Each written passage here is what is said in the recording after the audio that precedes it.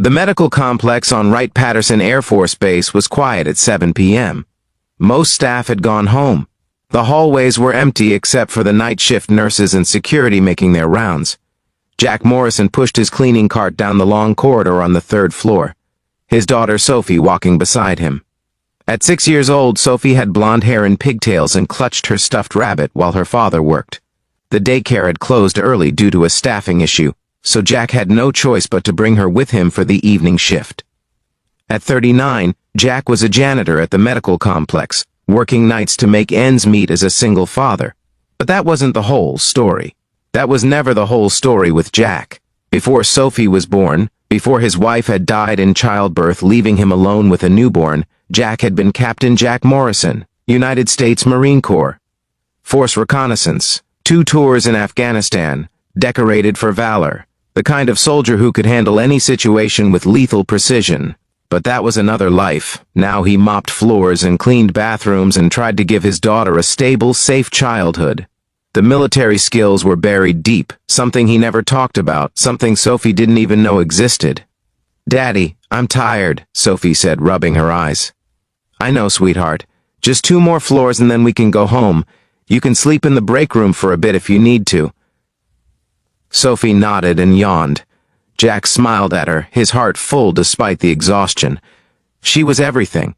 His reason for getting up every morning, his reason for leaving the Marines and choosing a quiet life where violence wasn't part of the job description. The elevator dinged at the end of the hall. Jack glanced up reflexively, then froze. 5 men stepped out. They wore all black, their faces covered with masks.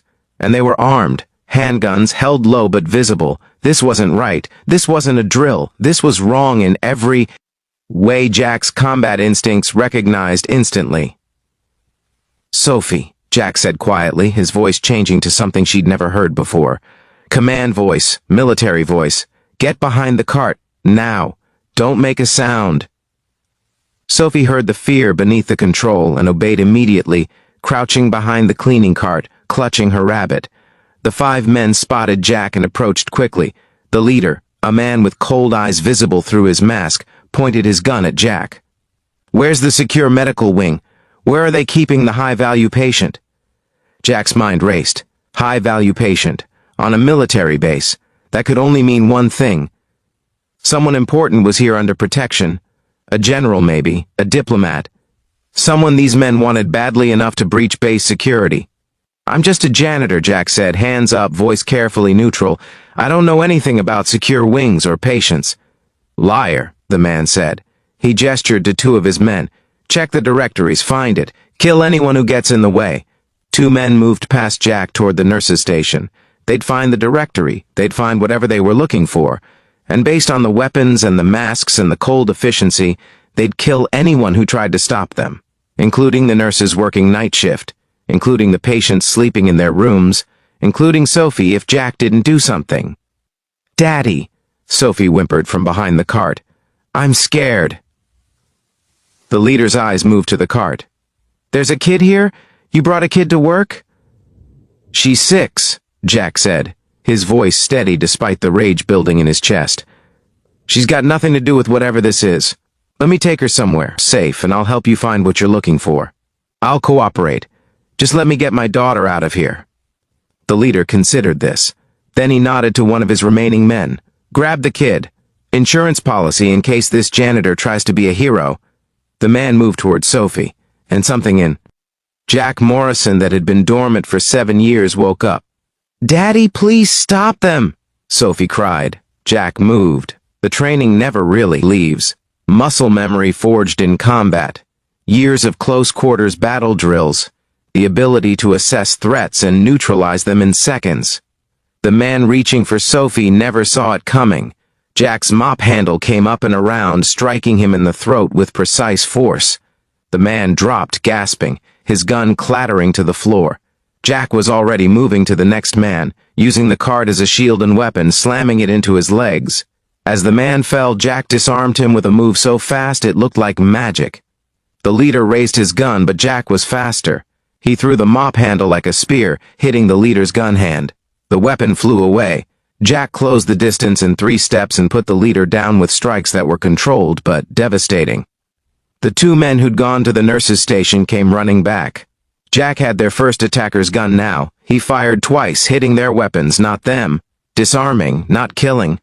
There were rules even in chaos. He wasn't that person anymore. Wasn't the soldier who killed without hesitation. But he was still the Marine who protected innocence.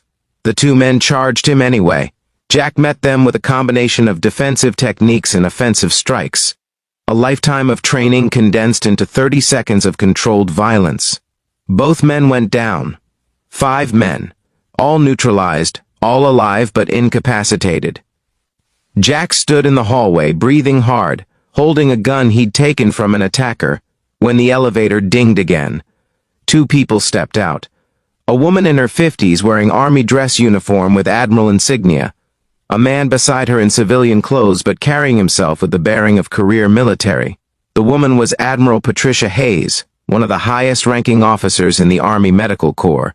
The man was her husband, Rear Admiral John Hayes, Navy. They'd been visiting a patient in the secure wing. Someone very important from their joint task force. They'd heard the commotion and come to investigate.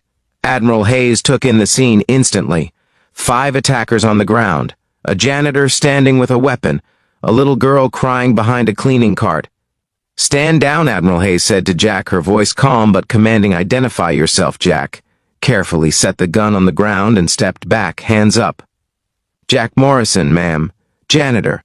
Former Marine Corps Force Recon. These men were attempting to breach the secure medical wing. I neutralized the threat." Admiral Hayes looked at him more carefully. "Morrison. Captain Jack Morrison? You served under Colonel Ramirez in Afghanistan?" "Yes, ma'am. I reviewed your file once. When we were looking at candidates for Special Operations Command. You turned down the promotion and left the service. Why?" Jack looked at Sophie, still crying behind the cart. "Because I became a father, ma'am, and my daughter needed me more than the Corps did. Security arrived then, flooding the hallway. Base police, military police, medical staff to treat the attackers. The Admiral gave orders quickly, securing the scene, checking on the high-value patient. Then she turned back to Jack. "Mr. Morrison, you just stopped a significant security breach. Those men were mercenaries, attempting to kidnap a general who's testifying in a major war crimes case. If they'd succeeded, it would have been a disaster." She paused. "You're working as a janitor?" "Yes, ma'am. It's honest work, flexible hours, lets me be there for my daughter." "It's beneath your skill set," Admiral Hayes said bluntly, "and we need people like you, people who can act under pressure, who put protecting others above personal safety." She pulled out a card. "I'm offering you a position, base security coordinator, day shift, better pay, better benefits. And your daughter can attend the base's child development center while you work. You'll train security personnel, consult on threat assessment. Use those skills in a way that doesn't require deployment or combat. You'll be home every night. But we need you, Morrison. Today proved that." Jack looked at the card, then at Sophie, who'd finally stopped crying and was watching him with wide eyes. "Daddy, you were like a superhero," Sophie whispered. "I didn't know you could do that." "I used to be a soldier, sweetheart," Jack said gently, "before you were born. But I stopped because being your daddy is more important than anything else. That hasn't changed." He looked at Admiral Hayes. "If I take this job, it's 9 to 5, no deployments, no missions that take me away from her?" "You have my word," Admiral Hayes said. "You gave enough years to combat. This is about using your experience to keep people safe here at home. You'll train others, consult on security, respond to emergencies when they happen. But you go home to your daughter every night." Jack took the card. "Then I accept. Thank you, ma'am." 6 months later, Jack Morrison wore a uniform again. Not combat fatigues, but the crisp uniform of base security. He'd trained 300 personnel in threat assessment and response. He'd redesigned the security protocols for the medical complex. He'd prevented 2 more potential breaches just by recognizing patterns. And every day at 5 p.m., he picked up Sophie from the Child Development Center, where she was thriving with friends, her own age, and activities that challenged her bright mind. On the anniversary of that night in the hallway, Admiral Hayes invited Jack and Sophie to a ceremony. She presented Jack with a commendation for his actions. Then she surprised him by presenting Sophie with a certificate. "This is for Sophie Morrison," Admiral Hayes said, "for being brave when scary things happened, and for reminding all of us that the reason we serve, the reason we fight, is to protect families like yours. Thank you, Sophie, for sharing your daddy with us." Sophie beamed, holding her certificate, and whispered to Jack, "Does this mean I'm a hero too?" "You've always been my hero," Jack said. "Every single day." If this story inspired you, please like and share it with someone who needs reminded that skills can be used for protection, as well as combat, and that being a parent is its own form of service.